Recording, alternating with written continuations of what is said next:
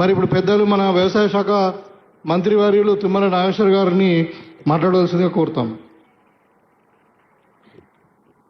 గౌరవనీయులు సభాధ్యక్షులు మన శాసనసభ్యులు భూపతిరెడ్డి గారు, ఈనాటి ముఖ్య అతిథి నిజామాబాద్ జిల్లాలో వందల కోట్ల రూపాయల అభివృద్ధి కార్యక్రమాలకి శంకుస్థాపనకు ఇచ్చేసినటువంటి రాష్ట్ర ముఖ్యమంత్రి గౌరవనీయులు రేవంత్ రెడ్డి గారు, పెద్దలు ఉత్తమ్ గారు, అదేవిధంగా పిసిసి అధ్యక్షులు మహేష్ గారు, షబీర్ అలీ గారు, నా చిరకాల మిత్రులు మండవ గారు, వేదిక మీద ఉన్నటువంటి పెద్దలందరికీ, ఇచ్చేసినటువంటి రైతు సోదరీమణులందరికీ, పత్రికా విలేకరులకి, పెద్దలందరికీ హృదయపూర్వక నమస్కారం.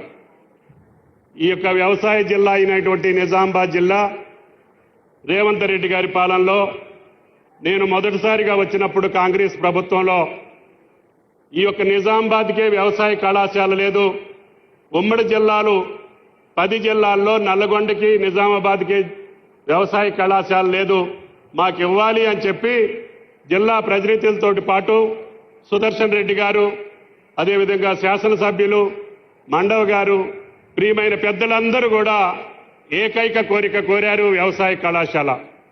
నేను కూడా న్యాయమేనని చెప్పి ముఖ్యమంత్రి గారికి చెప్పటం, తప్పకుండా ఇద్దాము అని చెప్పి మొట్టమొదటిగా భారతదేశంలో ఒక రాష్ట్రంలో ఒకే సంవత్సరంలో 3 వ్యవసాయ కళాశాలలు శాంక్షన్ చేసినటువంటి ఘనత గౌరవ ముఖ్యమంత్రి గారిది అని చెప్పి మీకు ఈ సందర్భంగా మనం చేస్తున్నాం. ఒకటి ఉత్తమ్ గారు పట్టుకెళ్లారు, రెండోది మహేష్ గారు పట్టుకెళ్లారు, మూడోది కూడా త్వరలోనే ప్రారంభిస్తామని చెప్పి కూడా ఈ సందర్భంగా మనం చేస్తున్నాం. మీకు తెలుసు, వ్యవసాయ శాఖకు సంబంధించి గౌరవ ముఖ్యమంత్రి గారు వారి ఆధ్వర్యంలో ఈనాడు భారతదేశంలోనే తెలంగాణ రాష్ట్రం వ్యవసాయ పరంగా అన్ని రంగాల్లో ముందుండేటటువంటి అవకాశం ఈనాడు తెలంగాణ రాష్ట్రానికి దక్కింది. ఉత్తమ్ గారి సహాయ సహకారాలతోటి, నీటిపారుదల, అదేవిధంగా భగవంతుడి దయతోటి భారతదేశంలో అత్యధిక వరి పంట పండించినటువంటి ఏకైక రాష్ట్రం తెలంగాణ రాష్ట్రం. అది తెలంగాణ రైతుల యొక్క గౌరవం అని చెప్పి మీకు ఈ సందర్భంగా మనం చేస్తున్నాం. అదే కాకుండా ఏ పంటలైనా సరే మన రాష్ట్రమే మొదటి స్థానంలో ఉంది. పామాయిల్లో కూడా ఈనాడు భారతదేశంలో మొదటి స్థానానికి ఎగబాకుతున్నటువంటి రాష్ట్రం తెలంగాణ రాష్ట్రం అని చెప్పి కూడా మీకు ఈ సందర్భంగా మనం చేస్తున్నాం. ఈ జిల్లాలో కూడా అతి త్వరలోనే ఆయిల్ ఫామ్ ఫ్యాక్టరీ నిర్మాణం జరుగుతుంది. రేవంత్ రెడ్డి గారి నాయకత్వంలో గతంలో తెలంగాణలో ఒక ఖమ్మం జిల్లాలోనే ఉండేది. 1,00,000 ఎకరాలు ఉన్నటువంటి ఖమ్మం జిల్లాని మించి ఇప్పటికి 3 లక్షల ఎకరాలు తెలంగాణ రాష్ట్రంలో ఏర్పాటు చేసుకున్నాం. రేపు రాబోయే 3 సంవత్సరాల్లో ఇంకొక 3 లక్షల ఎకరాలకి పామాయిల్ పండించి ప్రతి జిల్లాలో కూడా ఆయిల్ ఫామ్ ఫ్యాక్టరీలు నిర్మాణం చేసి రైతుని రాజుని చేసేటటువంటి పంటగా ఈనాడు పామాయిల్ నిలుపుతామని చెప్పి కూడా ఈ సందర్భంగా మనం చేస్తున్నాం. ఈ రకంగా కష్టపడి పండించినటువంటి రైతుల యొక్క ధాన్యాన్ని ఉత్తమ్ గారి ఆధ్వర్యంలో భారతదేశంలో ఏ రాష్ట్రం కూడా కొనలేనటువంటి రీతిలో ప్రతి గింజ కొనటమే కాకుండా సన్నధాన్యం పండించినటువంటి రైతాంగానికి భారతదేశంలో 500 రూపాయలు బోనస్ ఇచ్చినటువంటి ఏకైక రాష్ట్రం తెలంగాణ రాష్ట్రం, రేవంత్ రెడ్డి గారి రాష్ట్రం. ఇప్పటికే 3,700 కోట్లు బోనస్ గా చెల్లించాం.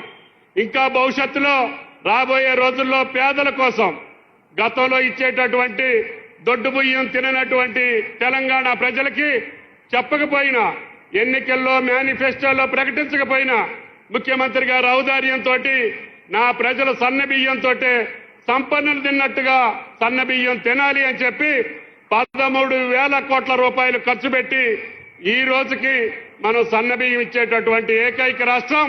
ప్రతి ఒక్కరికి కూడా 83% ప్రజానీకానికి సన్న బియ్యం ఇస్తున్నారు.